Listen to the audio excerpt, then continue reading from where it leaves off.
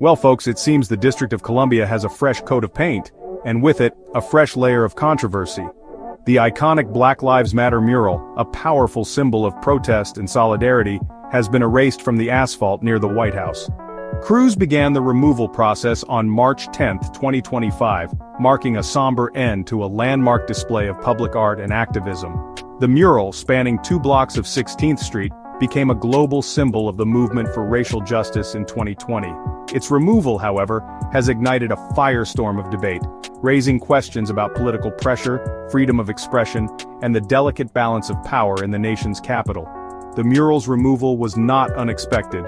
D.C. Mayor Muriel Bowser announced the decision weeks prior, citing the need to prioritize the city's budget in the face of potential federal funding cuts.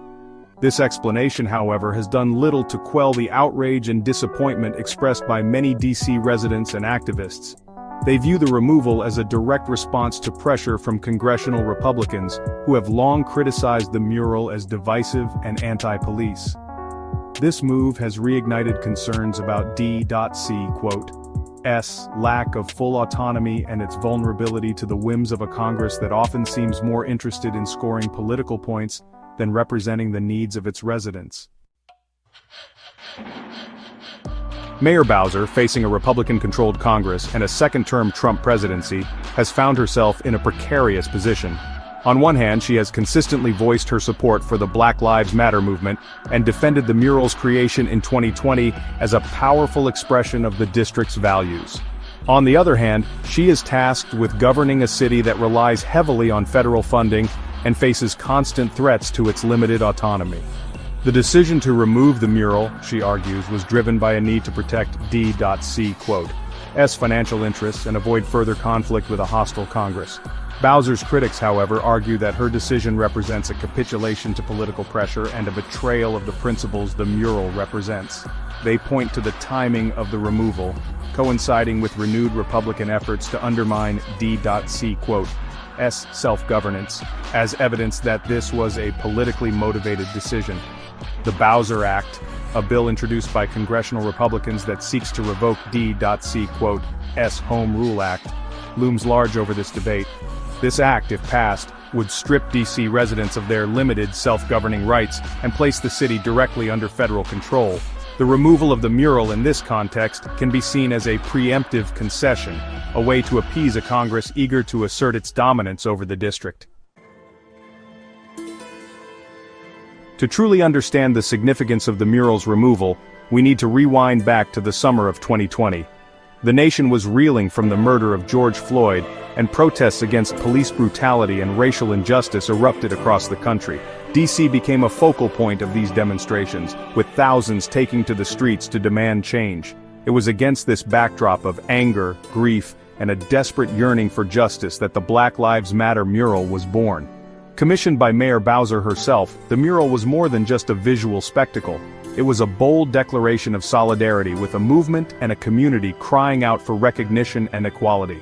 The act of painting the mural itself became a communal experience, with artists, activists, and residents coming together to transform a stretch of asphalt into a powerful symbol of hope and defiance.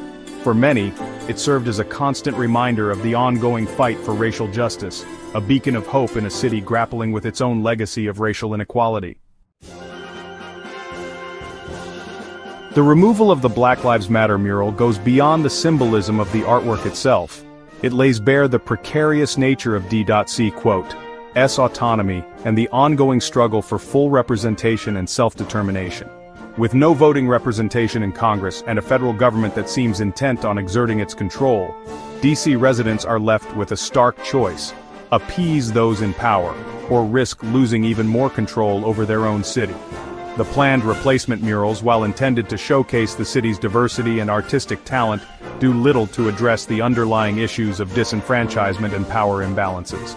The debate over the Black Lives Matter mural is ultimately a microcosm of a much larger struggle, the fight for D.C. statehood and the right to self-governance. Until D.C. residents are granted full representation and control over their own affairs, these battles over symbols and expressions of identity will continue to play out on the national stage, a stark reminder of the unfinished business of democracy in the nation's capital.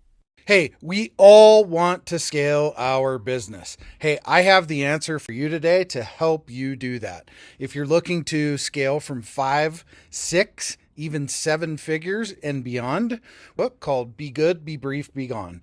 I'm going to give it to you for free. All you have to do is type in growfast.cash. I say again, growfast.cash, and you can download the book for absolutely free. I hope the book helps you this year. Take your business to the next level. Again, go grab the book, growfast.cash. I say again, growfast.cash. I wish you the best and grow, scale, and win.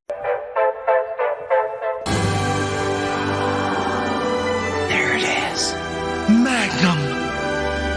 Holy moly. Yeah, baby! That's what I've been waiting for! Dear God, it's beautiful.